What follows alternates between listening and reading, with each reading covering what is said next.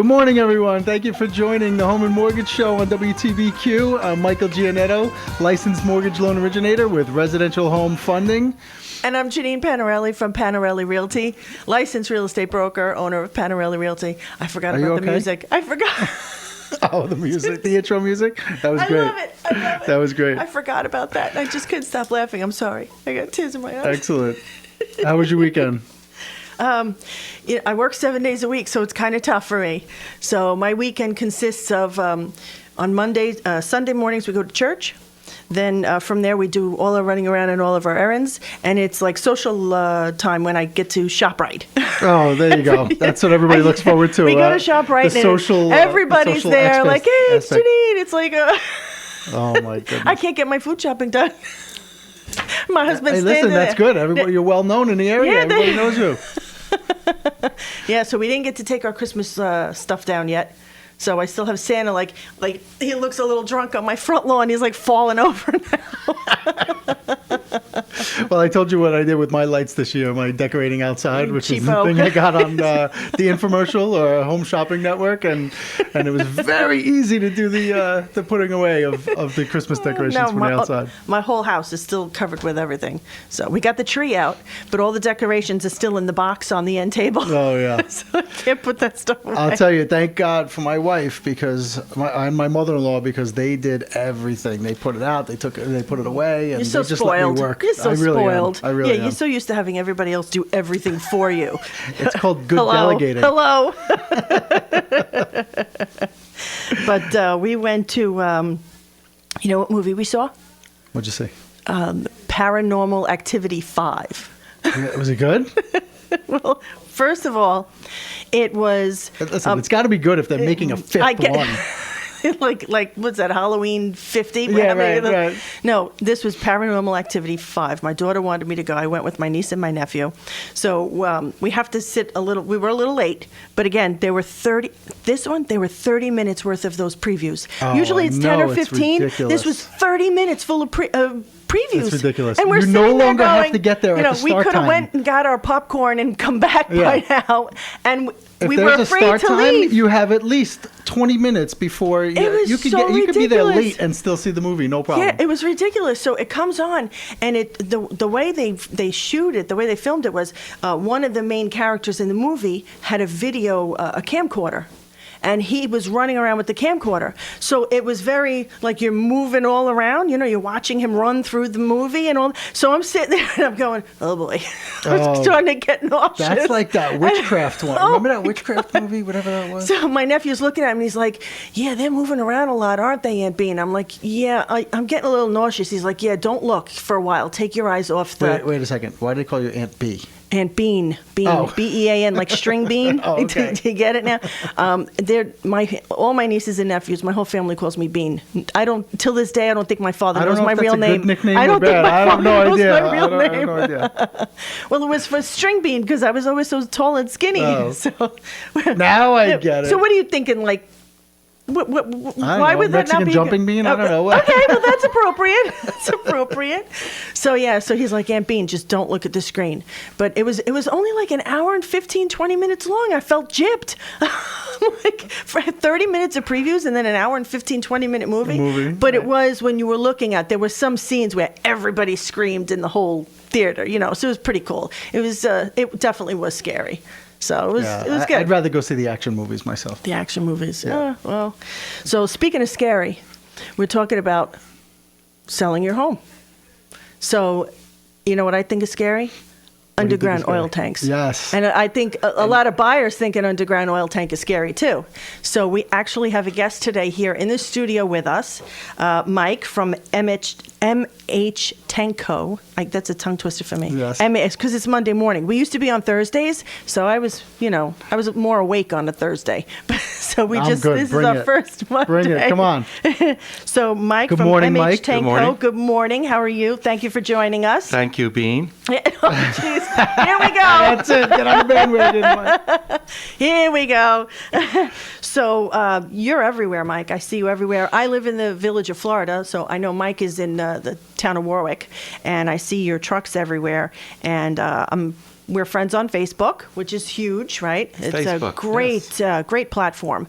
And you see all the work that Mike does in and around the area. So we thought, who better than to talk to you about below ground oil tanks? Good choice. I see that. Well, thank Absolutely. you for joining us. Happy Monday morning. So you tell us a little bit about, how long you've been doing this and what areas you cover. Well, I started this company in 2006. I've been doing oil tanks since 1986, so it's somewhat of a career at this point. That's good. That's good. And now you cover. Now, do you need to be you're licensed in? We're licensed in the state of New Jersey. New Jersey, because okay, good. In the state of New York, there is no requirement for licensing. Okay. Which is a scary thing in itself, because you find that there's people out there doing this that really shouldn't be. I agree. I've had situations where somebody, a homeowner, tried to be proactive, and they had a below-ground oil tank, and they said, you know what? You never know, down the road, a buyer might come, we might want to sell our house. Let's take that tank out of the ground and put it above ground. And they hired a company to come in, and I don't know if they did it wrong, what they did, but they wound up creating a leak. Yeah, it's very, very pretty common. So very you gotta, common. You got to watch out for that. In the state of New York, there's people out there that attempt to do this themselves, and they really create a big mess for themselves. Especially, one wouldn't think an above-ground tank would become a problem, but a lot of these above-ground tanks are located inside of basements. Yes. And so the homeowner goes down there with a saw, cuts the tank up, takes the tank out, thinks he's covered, but he never took the vent and the fill pipe out. And oil company... A saw and cut it up? Yeah. And an oil company will come by and see a fill pipe is either got some issues going on throughout the day. I heard a nightmare of this, and I won't mention the oil company that did it. Spins his hose on there and fills up the basement with oil. So true story. I've heard of that. Goodness. I had a contractor call me once. He's like, "Oh my God, the basement is What do you full do of with oil." that? Oh my goodness! I mean, That's that a whole nightmare. creates a smell very, would very be in large there for mess. years. No, Many times they have to demo the home. really. And if it goes into the basement, as you know, a lot of homes have sump pumps in there, so the sump pump recognizes fluid. Sump pump kicks on and kicks it out into who knows where, either a storm I sewer, didn't even think of that. stream, Yeah. I didn't or even a think of that. dry well, whatever. So case might would be. I mean, you've heard of these instances. Would an insurance company cover that type of activity? Insurance is a changing world. Well, as So- you know, of course. So A lot of times they do. But most of the big-time insurance companies, the rated A companies, now put pollution exclusions into their policies. So when they do that, there's no coverage. So I had a listing once where the below ground oil tank was right in the front, and the homeowner, when we bought the house, she had it tested, and the I don't want to say mortgage company, but her homeowner's insurance company recommended that she get a separate policy for the below ground oil tank because of the pollution exclusion. They weren't going to cover it, and they says, look, if you don't have any intention of removing that and putting it above ground, you need a separate policy or warranty, if you will. I don't know the correct terminology for it, and she did, and it was transferable when she sold the house. So that's good to know too. But would you want to do that with the money that you're paying on a policy to warranty the below ground oil tank? Why don't you just take it out of the ground and put one above ground? It The definitely extra- makes the most sense. Right? The extra expense. Back in the 90s, we did nothing but underground oil tank installation. I'd carry truckloads of underground oil tanks. And since 2006, maybe 5 or 6 I've installed. Everything else has Underground. been above ground. Really? Yeah, that was one of my questions actually. If people actually still install an underground oil tank, and if they do, why would they? What's the reason? People don't want to see it. They just don't want to see it. They want it the more cost-effective to bury capacity. it? They want the capacity as well. In an above ground tank, they make them in 275 and 330 gallon capacities. Right. They also make a 400, but space sometimes a problem with that. But Wow. Well, we got. if you go from a 1,000 gallon tank and now they want a 275 or a 330, it's Yeah. All right, we'll come back and talk about that Yeah, again. we got a have lot to of take a break questions for right you. now. And thank you for joining us, and we'll be right back. Thanks.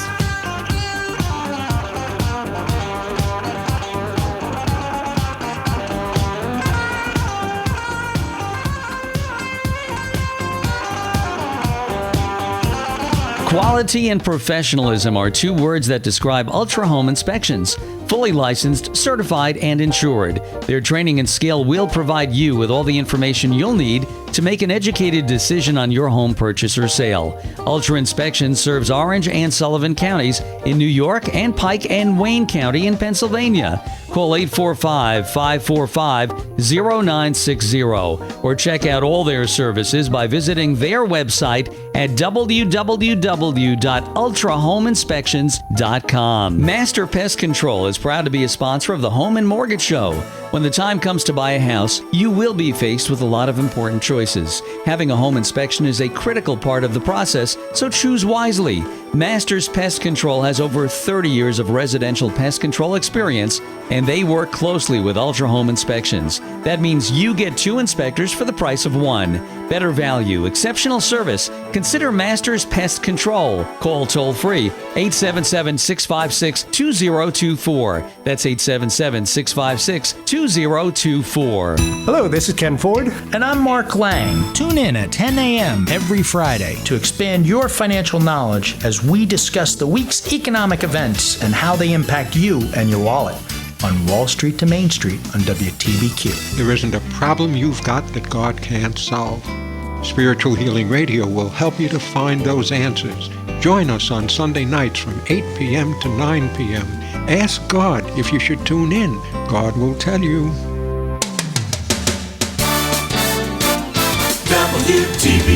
WTBQ. And we're back.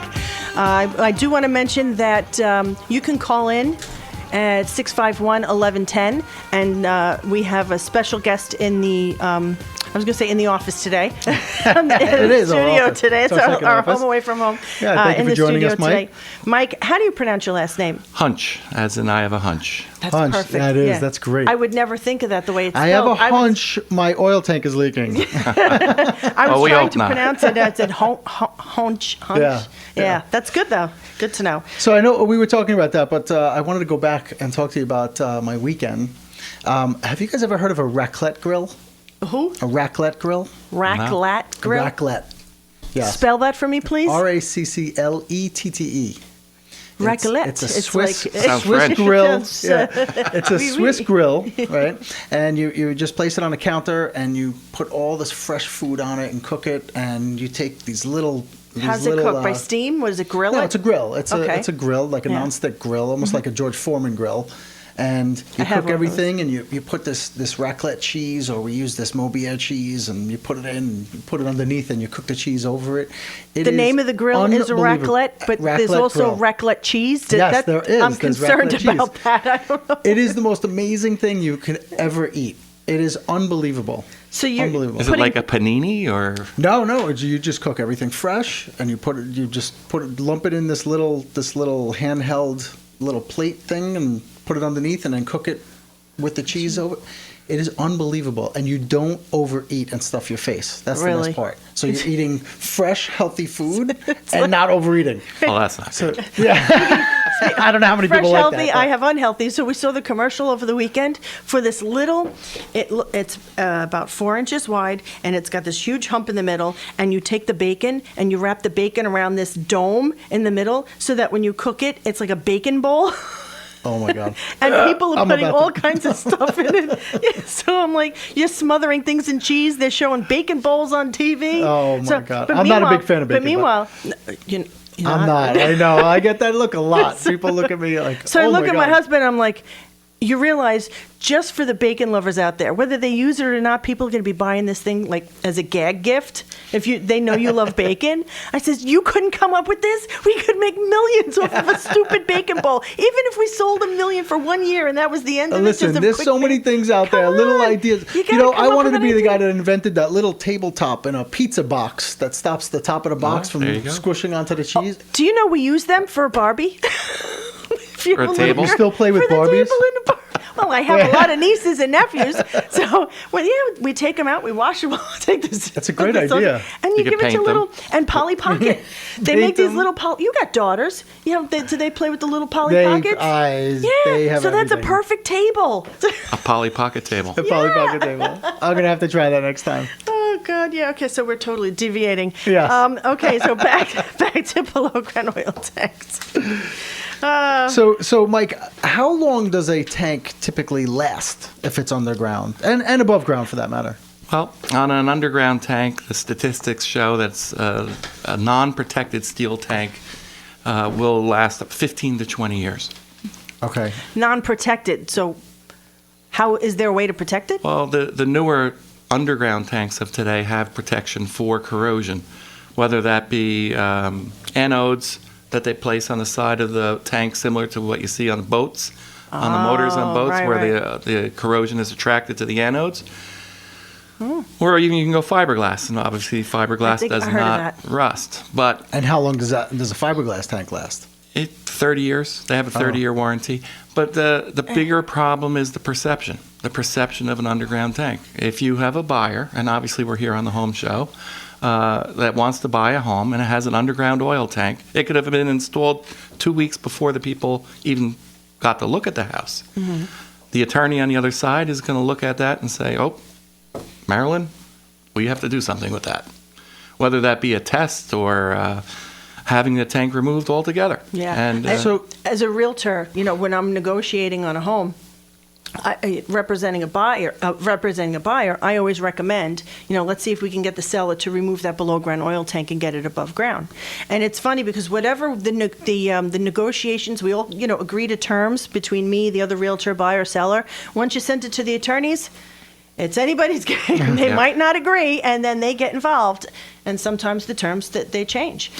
you know, obviously they're trying to protect the buyer. Absolutely, but as am as they I. should. But As they should. Yeah. I mean, you have to Until- understand the reason why this is all being done when it's underground. Mm-hmm. The problem, especially in our area that we live in, Mm-hmm. we all have wells. So a well is a big sippy straw that's into our water table.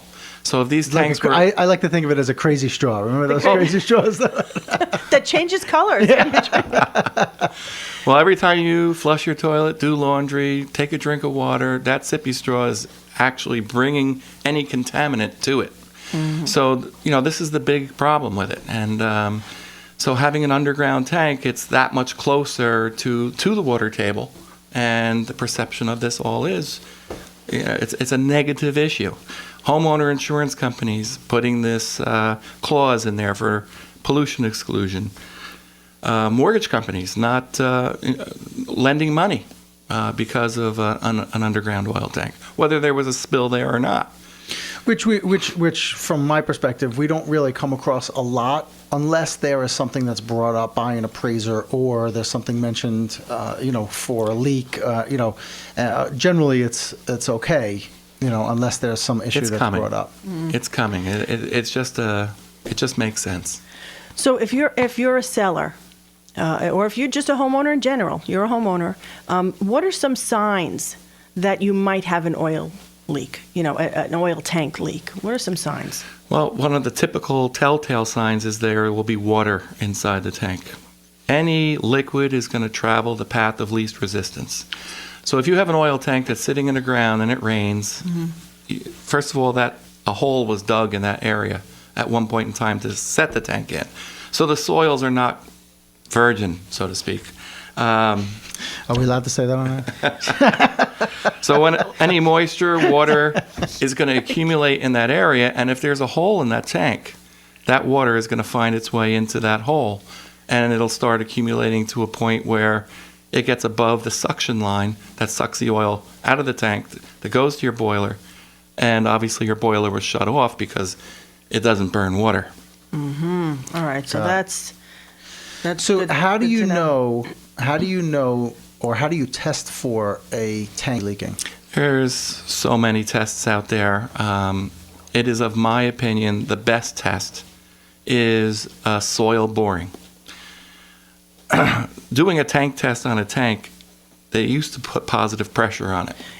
I always tell my buyers, we're not doing any, even sellers, whoever it is, don't do a pressure test. Putting a positive pressure on an oil tank, if there is a small little problem, many times the sludge inside the tank or the scale that gets created from the corrosion or even the soil back behind it will contain it where it's not being released into the environment. But if you push on it, you could actually blow it out, and then you're going to lose Then you cause the leak. a lot. Like a spitball. Right, right. I mean, it cause the doesn't leak at that take point. much. It doesn't take much. And actually, just filling the tanks with oil puts pressure on it just because of the weight. In a tank test, what they do is they put negative pressure on it, and they put vacuum. Yes. By doing soil borings, we don't touch the tank at all. We just want to know if there's any oil in that the soil. soil down below. And I find that's the best way of doing it. But it still doesn't put you out of that problem of getting homeowners insurance. It still doesn't get you out of the problem of the perception of negativity. And so many times testing a tank is a Band-Aid just to suffice Yeah. curiosity, so to speak. How much is soil testing, by the way? How much is that? Doing a soil test on an underground tank, depending on what state we're into, Okay. it's about $600 to $650. Wow. And we have to drill through the earth down to the bottom of where the tank is located. Got it. So it's All right. So that being said, spend $600 on a soil test. How much would it be to put it, abandon that tank and put put a it new put above a new ground. one above ground? the prices start anywhere between $2,700 up to $4,000, depending on the quality of the new tank that you want to install. And there's also, like with anything else, we have options of things that you don't have to have, but they're nice to have. Right. Wow. Understood. So, all right. So So, $600 right, versus I mean, $2,500. It's a quarter of the job. Yeah. Why would I you mean, do that? with a buyer and seller coming together to possibly, make it happen together, and that's because that's a big cost for somebody selling A lot the of times house. it comes in a negotiation. Right, right.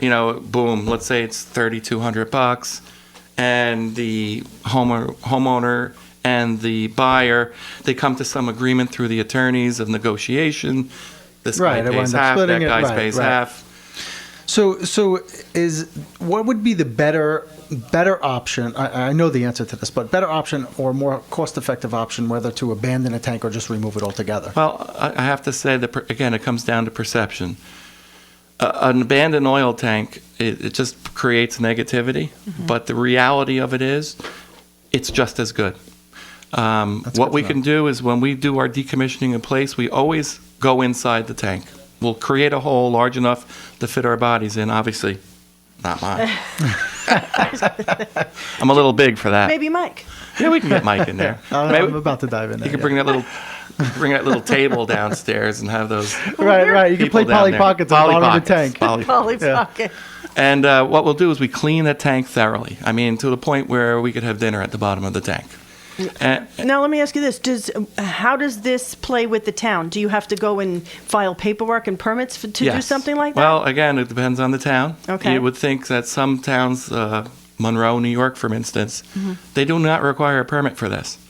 As crazy as it sounds, Monroe, New York. But do they issue a certificate of compliance Nothing. for removal no, or if you're abandonment? not Nothing. getting a Nothing? permit, then Nothing. there's no follow. So nobody comes out So to nobody inspect. knows if it's Nobody done does it. correctly. Somebody Nobody could go knows. in there and pour sand Yep. in their tank and say it was abandoned. Yep. That's Now, amazing. Warwick, where the town that we are in, I find that they're probably one of the better towns that do their Regulate these inspections. things. Wow. They make us actually cut a hole at the bottom of the tank Wow. to make sure it's been that there's no oil But out into the the dirt. inspector comes out, and do they inspect what you're Yeah. doing? And, Oh, yeah. Wow. All And- right. and Well, here- we got Which a it lot should more be questions. it should be done like that. Yeah, we have a lot more Absolutely. questions for you, Mike. Stay with us because we're going to take another break, and we'll be right back.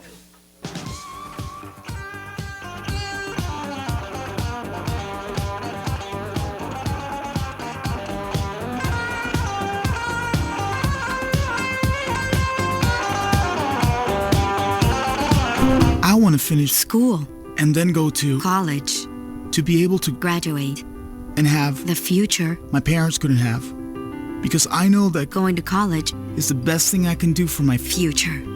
The words of a parent help to build the future of a child. The Hispanic Scholarship Fund has the information to help your kids go to college. Visit yourwordstoday.org or call 1-877-HSF-8711. Sponsored by the Hispanic Scholarship Fund and the Ad Council. Hi, this is Benoit Turpin with Pleasant Stone Farm. Please join me for my half-hour program called Living Green, Living Healthy, and Supporting Your Local Community. Mondays at 12:30 p.m. See you then. Hi, this is Dick Robinson. It's the best music ever recorded. I play it for you every Saturday morning, 5 to 7, here on WTBQ. Dick Robinson's American Standards by the Sea. WTBQ weather. Some sunshine and clouds, mild today in the mid-40s. Tonight clouding up, some showers arrive after midnight, heading down to near 35. Tomorrow periods of rain in the morning, then cloudy in the afternoon in the mid-40s. Cloudy, colder at night, will head down into the upper 20s. And cloudy on Wednesday, could be some periods of light snow or snow showers with a high in the upper 30s to around 40. This is meteorologist Tony Salimo from the WTBQ Weather Center. WTBQ. And we're back. Here's that music. There we go. Yes, welcome back. Thank you for joining We us. gotta get that have video in Mike here. Hoensch with us from MH Tankco. And thank you for coming, Mike. More than welcome. If you have any questions, Appreciate it. please call into the studio, 651-1110. Mike would be happy to answer any questions that you do have. And during the break, we just learned that Mike has 7 kids. 7 kids. So when I mentioned How Polly many girls and Pocket, his boys, head Mike? started spinning. I have 4 girls and 3 boys. Wow. That's why I have all this long flowing hair Poor guy. like yourself. Yeah. Exactly. Yeah, so I mentioned Polly Pocket. He went, whoa. Yeah, they're little tiny rubberized. I'm very well aware. Yeah, rubbery kind of clothes. Step I on can't them. believe Step on them Mike's and got you'll- 2 girls, you'll know. and he doesn't I've do probably Polly seen them. I didn't even know they were Polly Pockets. They're little dolls like this big, and they have rubber clothes and rubber accessories. Yeah, when you So step they're on them, so it feels small. like a Lego. Oh, Oh, man. my daughter was so into them that my husband got her this huge toolbox with all the compartments, so she can keep the hats in one compartment, the shoes in the other compartment. She was very that a organized tackle with her. box? Yeah, that's what it looked like. They took them with them in the car, and they Yes. played them in the car. Wherever we Oh, went, my she brought her goodness. Polly Well, Pockets. I told It's you, the my greatest young thing. one is into Power Rangers. Not, My son was into Power Rangers. That was 23 years ago. Yeah, exactly. And they still make the movies. Oh, Or yeah. the shows. It's quite violent, I am actually. not kidding.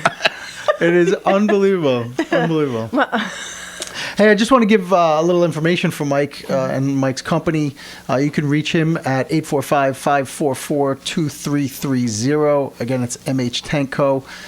Mike also has a presence on Facebook at MH Tank, right? That's correct. Facebook.com/MH Tank. He's got about 8,000 followers, I think He's it got a is. gazillion followers. Show us yeah. your Yeah. tanks. Show, yeah. Show your tanks. I I was love gonna that. come here in just my tank top. by Got the tank. way. Yeah, you should put a thing out there. Got tank. Got tank. Hey, that might Whatever happen. works. There you go. There's a new tagline for you. You stole it from Milk.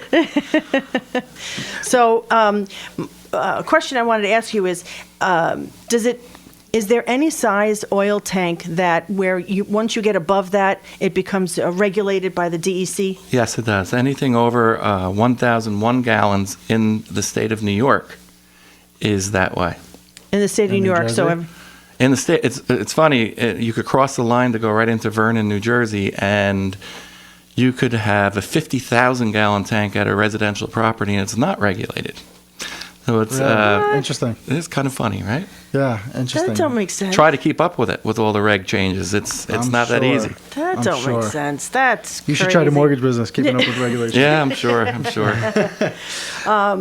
So, let me ask you this, and I know the answer to it, but if you have an oil leak reported, you report to the DEC, correct? Correct. That's in New York. And you're issued a spill number. Is that how that works? Yeah. How does that work? Do they come out to the properties? Do they see how bad it is for themselves? Do they just take your word for it? How does that whole thing work? That's a great question. Well, what happens is because of that inspection that gets put forth, when the inspector comes out there, he's either going to pass it or he's going to fail it. And if he fails it, then we are obligated to call it into the New York DEC, obviously if we're working in New York, and it gets assigned this case number. The case number then has to be closed out, doing an investigation at a minimum, and an investigation would mean taking soil analysis from below the tank to see if it's going to pass DEC guidelines. And if it does, then we prepare a report, send it to the DEC, and they close it out. If it requires a remediation where we know it's not going to pass, then we have to dig out that contaminated soil and truck it to a facility. We like to bring our soil to a facility that recycles the soil rather than just putting it into a landfill. That's nice. Okay. Take our analysis I'm again. surprised that's not a standard, regulated. And No, mandated. you can, again, there's ways of getting rid of things very inexpensively. Is it the right thing to do? My opinion, no, it's not. Wow. No, especially everybody being so environmentally friendly now, to do that. Wow. One other thing I'd like to mention about the if these type of situations come about, this pollution clause that the insurance companies have put in play, that was not always the case. And in 2005, 2006 era, the insurance companies implemented it. Well, we've been taking tanks out up till Friday of this week, where you just know this tank's been leaking for quite some time. So we can prove the date of loss through forensics, through a laboratory. And I love that word, forensics. Yeah. Right? It's a little CSI. Yeah, exactly. I love that. CSI. And then these insurance companies will accept that data, and then they will pick up the expense. So if we're in the year 2014, I just almost said 2013. Time's going by so fast. Here we are in 2014. If I pull a tank and it shows that it's exhibiting leakage, and the forensics indicate that it happened in 1999 and their policy was in place at that time, we can bring them to the table, and many times we're successful in getting it covered. We've actually had a point where they don't even have that insurance company anymore. They've switched to a different one and proved that it was within that policy period and gone back. Wow. One or two carriers. Does the Superfund get involved with residential cleanup, or is No, that just strictly commercial typically? It's typically commercial. Okay. Okay. Wow, there's a lot of information with this. Yeah, now, besides Facebook, do you have a website that Yes. people can go on to too? We're at www.mhtank.com. Now, we talked about they get a spill number, or it's recorded. Correct. That's public record. Public record. Yes. Actually, That's public record. we have a girl in our office, Liz, that she goes on the website every morning and finds out the spill numbers that were called in our area, or the places that we service, and we send them. This is exactly what you're seeing there, with a little letter indicating that we might be able to help them. That's a great tactic. It is. It's a tough tactic. It's a tough tactic. No, but it's a great marketing opportunity. We try. But I look at it, it's a great way to help people who now, this is something that happened to them. They don't know what to do. They don't know how to handle it. They're scared. Well, they're trying to cover it up or hide it. You don't need to. Mike's here to help. You get into situations where there are no permits in certain townships. Yeah. And they could have a tree guy come out there and do an oil tank. And they don't know what they're looking at. Right, or maybe they just get an excavator that comes out and just dig it up and throw it on the back of a truck. Right. You don't know what they actually and do. where the dirt go, and then the DEC does get involved, and then it really gets ugly because they have to find out that it went to Joe's farm, and let me ask you a question. Have you ever gone to a homeowner that just wants to take the tank out for whatever reason? They think it's getting old, or maybe Being even in a proactive. sale being Yeah, proactive. I'm getting more and and all of more. a sudden Proactive. you find a leak, Oh yeah, and now it's shock. It is. You got to keep in mind an oil tank leak, when it starts with corrosion, it is so minuscule because it starts off as a pencil head size hole, and it's just weeping. It's not even leaking; it's weeping. And then another one happens, and then another one happens, and then people think that it's part of their consumption, and they don't realize that they even have this issue. Gradual, yeah. Unless water gets in the tank, and then their boiler shuts off. Yeah, then that's a sure sign. How big? What's the biggest hole you've seen in an oil tank? I've seen tanks with no bottom. Oh my goodness! And they were still getting oil pumped in there. Oh, it's crazy. That is well, crazy. the dirt, the soil, is pressed up against the Yeah, tank. so you it would acts think, like a grave. It It acts like a grave. Wow. Okay, That would so put somebody in their grave. And sometimes it'll leak into the block, into the home, where we'll go into the basement, and as soon as you walk down there, it's pungent. You get that oh yeah, you can that you know odor, that smell. Right. Yeah. and then you just look at the concrete wall, and it's just seeping. it's just not, you don't see the oil, No. but you see staining. Oh. You know, where there might be a French drain back behind it, and it's carrying it someplace, but the nucleus of the spill is taking place on that wall, so it has nowhere to go but seep through the block. Wow. Have you seen it reach a well? Oh, plenty of times. Really? Too many Well, times. that's now. What do you do? Most of the times they have to redo a new well. Right. You would think don't even try to clean it. You probably can't. Sometimes right? we You don't actually know where use the- it as a recovery point to get the oil out of off the water table. So, and then another well would have to be installed. It's amazing the knowledge that you have and what you've seen and your years All of these experience. years of experience, yeah, because there's you hear the expression, you can't make this stuff up. Right, Right. You know, exactly, so it's for exactly. every So job, many for different everything things. you do, you're going to find a different circumstance, different situation. You know, Yeah, not nothing is nothing's typically the easy same. anymore. Nothing either, is typically you know? the same. Do they offer, with so many people, this happening to so many people, do they offer any kind of incentives or tax credits for people to do a capital improvement or anything? In the state of New York, there used to be a $1,000 tax credit, but like anything doing else, away with a lot of they that. did away with that. And then in the state of New Jersey, they actually had a grant program where they'd pay for the entire project, and that No longer. also too lost its funding as well. Really? Wow. But I don't want to get I political. have natural but- gas in the village of Florida, thank goodness. maybe Steve Although my Newhouse gas- Yeah, I might. have natural. Maybe I have Steve natural Newhouse gas. might be able My to put cabin something is together. oil. Yes, we should ask him. We should talk to him That'd be about a good question for Steve Oh, Newhouse. we're gonna. Let's get him on the phone. He's probably still in his car on the way Yeah. back. He's probably listening to us right now.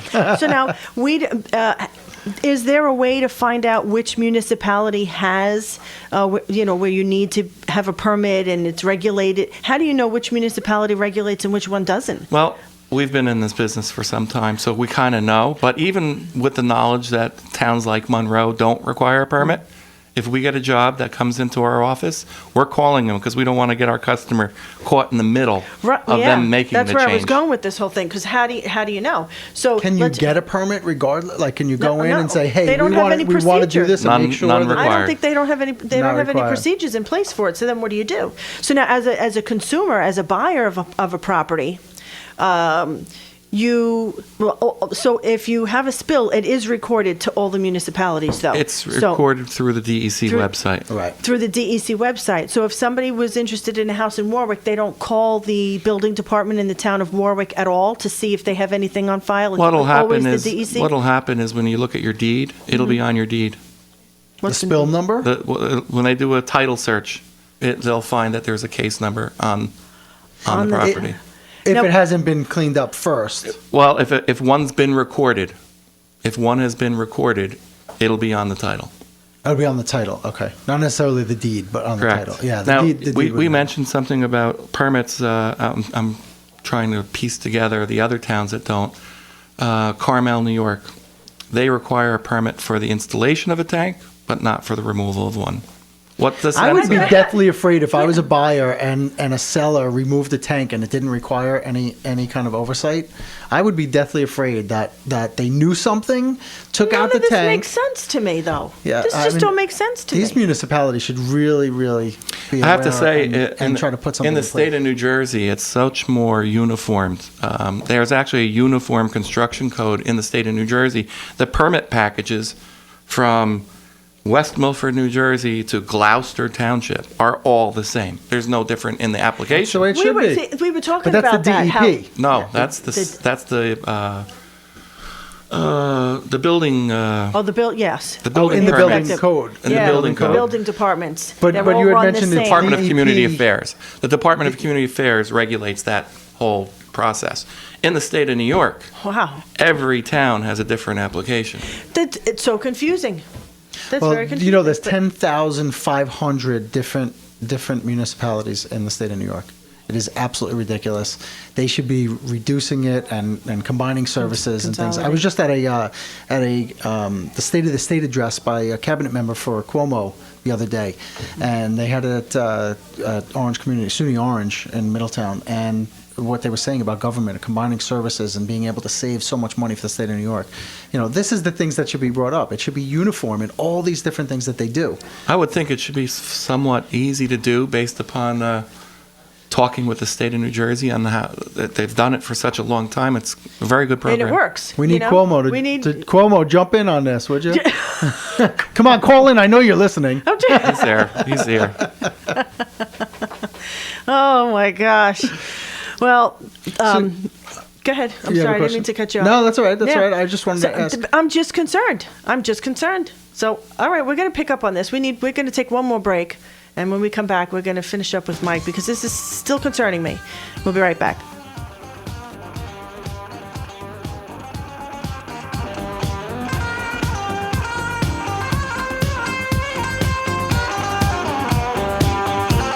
Happy New Year!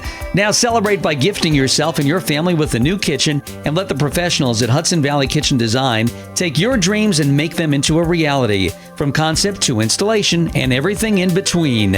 Our well-trained, courteous staff will customize your new kitchen while keeping it within your budget. Start living the dream by calling 845-294-8242, and we'll have you cooking on your new stove in no time. For all the do-it-yourselfers, builders, and contractors, we invite you to our retail showroom located at 2713 Route 17M in Goshen. And please like us on Facebook at the Hudson Valley Kitchen Design. Call 845-294-9068. We will make your dreams a reality in 2014. I'm Sarah Kearns. Join me for Travels with Sarah on WTBQ 93.5 FM every Thursday at 11 a.m. discussing worldwide travel. Travels with Sarah is brought to you by Atagi Water. Hey everybody, this is Rachael Ray. Join me today and every weekday with Rach on the radio. I'll have tips to save you money, celebrity chit-chat, and of course, food. All from the kitchen table of our Emmy Award-winning show, Rachael Ray. Weekdays at 12:30. WTBQ. Okay, we're back. Welcome back. We have Mike Hoensch in our studio with us today. Thank you for joining us, Mike, once again. Thank you for having me. And today's show, we record all of our shows. Yeah, so Did you hit the record button? No, wait. Well, hey, we have Mike there. Frank. You know what it is? I'm surrounded by Mike. So now everybody to me is Mike. I have Mike from the oil company. I have Mike sitting next to me. I'm married to a Mike. My son is Mike. We have Michael McCann. And we all got in trouble when we were younger, right? Yeah. All the Michaels got in trouble. Not you? Oh, I don't believe that. Well, you started having kids at 14. You got 8 kids, 7. 7. I don't know about the 8. He's got a baker's dozen. That's a baker's dozen. Hey, that works out great. No, it doesn't. Yes, it does. I'm done. When you go for Honey, bagels, if you're listening, I'm done. You don't have to go for a full dozen. You get the baker's dozen. Right, Each kid gets a bagel. I've heard the baseball any team. of the amusement I've heard it parks. all. I've heard The it amusement all. parks, you could get a group discount, right? Yeah. You get. I have 2 kids. I only have 2. My sister has 4. And it was funny because when she hit her 3rd and she announced that she was pregnant with her 4th one, we were like, whoa, 4 kids? She's like, yeah, once you have 3, anything after that, she says, it doesn't matter. Sure. She's walking and it just falls out at that point. Now, okay, so I'm the oldest of 4. I come from, a large family, but not as large as your family. And we all have kids. And when we get together, we don't know anybody's name. We don't know anybody's name. I call them by number. Do you? Yeah. 1. You could I wouldn't want to be. You could have done what George Foreman did and just call them all George. Yeah. Oh, is that? Yeah, and it gets pretty bad because we're like, what is your name? Right. And then I've called one of the kids by like the dog's name. Oh. I'm so sorry, but my grandmother used to go through by oldest down to youngest until she got to you. Yeah. Yeah. She'd say, Kenneth, Richard, Philip. Yeah, I do the same thing. When I get frustrated, I Yeah. blurt out names that kids aren't even there. Do your kids have middle names? They do. They do, so that when you really get mad, you can call them by their full name. Right, the middle name. I mean, When the we middle have to do middle that. name comes out, you know you're in You're trouble. done. Yeah. My mother used to scream, Michael Todd! Uh-oh. I have a Trouble. Michael Andrew, so they say Andrew's another name. Oh, I didn't know that. Never gets in heard that trouble. one. So of course I named the one boy that I have Michael Andrew. So yeah, he gave me a run for my money when he was younger. He was so sweet, but so mischievous. Let me tell you, really gave me a run for my money. And then I have Valerie. She's just, and he gets mad at me. He's like, she gets away with murder, and I'm like, well, she doesn't do anything wrong. She's not like he's a good kid. He used to steal. Yeah, he is a good kid. We lived. I always lived by a church, so in Valley Stream before I had moved up here, there was a church on the corner. But that's a story for later on because we do have a listener on the line. Hello. Yes, good morning. This is Michael A. from Goshen. Michael, hey, another Michael. Fantastic. Thank you for joining us, Michael. My son is Michael. Hello, Michael. Hi, you have raised a question. I bought this house in 90, and it came with a 500-gallon tank. And I believe you had said that, they basically make tanks that are smaller than that. So I was wondering, do you know what year they stopped making 500-gallon oil tanks? Well, I'm talking about an above-ground tank in that capacity. Yeah, mine's above ground. And is it outside? Yeah, it's underneath my porch, but it's outside. Right. Typically, they make above-ground tanks in capacities where they can be installed either inside or outside. And there's a law that stipulates that you can't have more than 660 gallons of storage per burner on an inside oil tank. Okay. Because they're installed inside, they make them in a capacity or a dimension that is 27 inches wide, which fits typically through a standard 3.0 door. Mm-hmm. So you can manifold two of those together and be able to have Be under the be 600. below the 660. What are they, 275? Now, in a situation of having it outside on an above ground tank, yes, you can get up to the legal limit of 1,100 gallons. Yeah. So you're okay. Now, but what year did they stop making them, or do they still make them? They You can still buy a make them. 500. They make them on. I'm assuming that yours is on has a skid on the bottom of it where it sits on skids. Well, it came with legs. Came with legs like. It's got pedestals. Okay. 4 legs. You just want to make sure that that tank is not close. Meaning the bottom of that tank is not close to the earth. You want to make sure you keep the moisture off the bottom of that tank. So you're also Mike A. You're also coming to the shelf life of that tank, right? Are you considering replacing it? How old is it? No, well, I didn't know. I mean, we moved in 90, so I know it's been, at least since, that's 23 years. I was surprised. Yeah, you should, give it a good visual look. Make sure there's no flaking at the bottom of that tank. That's something you want to look at. Well, the only flake is me. Oh no, I'm sitting. My co-host. Oh, easy. Hey, Easy, killer. See, I was a little behind last week. This week I'm on Mike my A., game. you gave her a great opportunity. Thanks.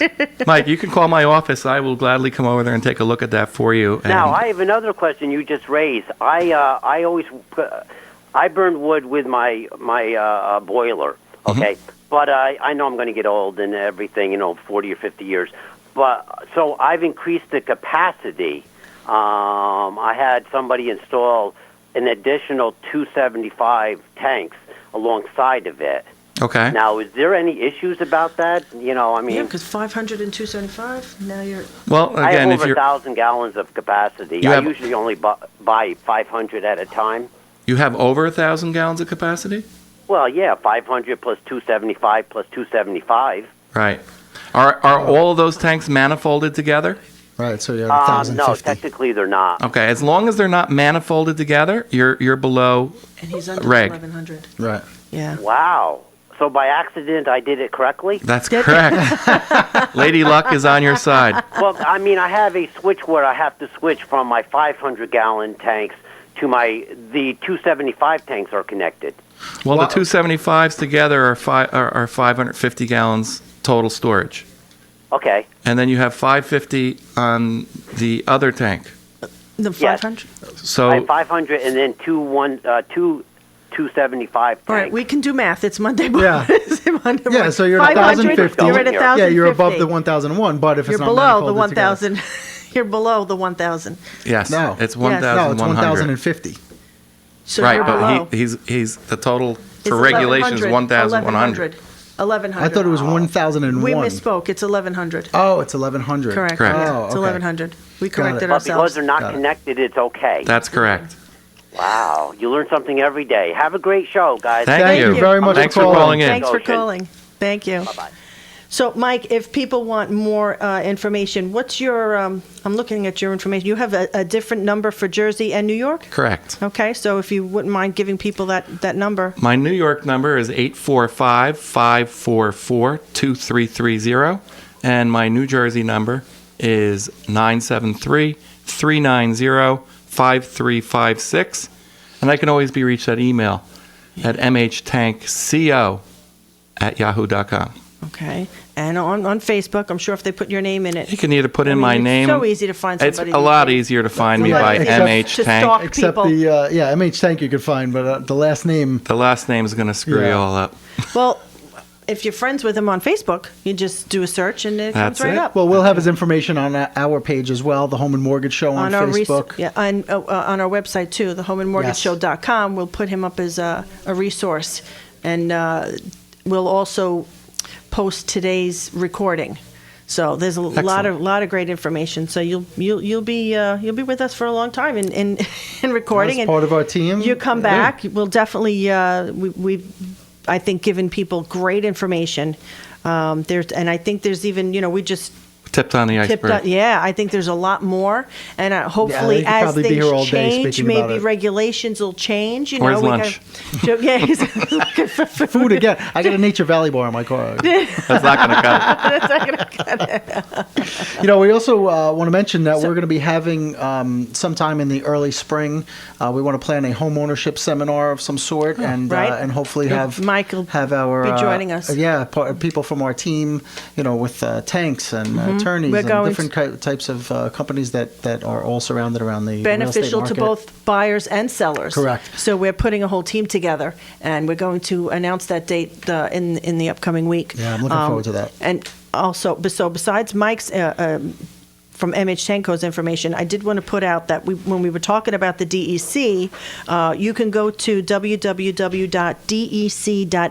www.dec.ny.gov to find out more information. If you just want to, if you were a little shy and didn't want to call in, you can go to the DEC website, find out more there's information. a lot of good information. Call And- Mike and get information. The other thing, too, with the DEC, people think that it's the worst thing when they get involved with the DEC. Yeah. I'm going to tell you, they're nothing but excellent. They really try to help you. Really?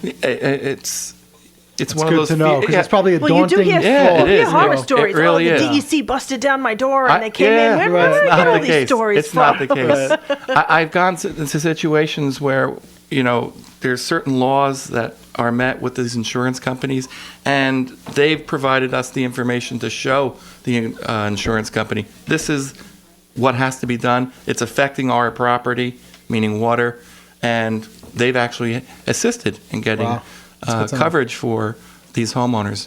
So I can tell you that if they come onto your site, don't be afraid of them. They're very, very nice people, and they have a lot of compassion. Wow. Good. That's good to know, because people do get they get nervous, they get scared. Oh, do I let anybody in my house? Like with anything. Yeah, Anything. it's our line of work. That's oil tank removal. Now, do you Positive meet them or there? negative? If you're involved at a particular property, do you meet the DEC at the house all the time. All the time. All the time. All the time. Good to know. Yeah, that is good to know. Phone calls, meeting on site, meetings at their offices. Where is their? Where are they in our area? In our region, it's at 21 South Putt Corners Road in New Paltz. Okay, so not too far. Yeah, not far at all. All right, Mike. Thanks so much for joining us. Thank you for having me. I had a really good time. This is great. You guys got a good team Thanks here. for the and- info. Thank you very much. And thank you for joining us on the Home and Mortgage Show. I'm Michael Giannetto, licensed mortgage loan originator. You And, can reach me. I'm sorry. That's Jenny. okay. You could reach me if you wanted to contact me at 845-496-0836 or on Facebook at Good Mortgage Advice Today. And I'm Janine Panarelli from Panarelli Realty. I'm broker owner of Panarelli Realty, and you can reach me at 651-1776. And look us up on Facebook. We'll talk to you next week.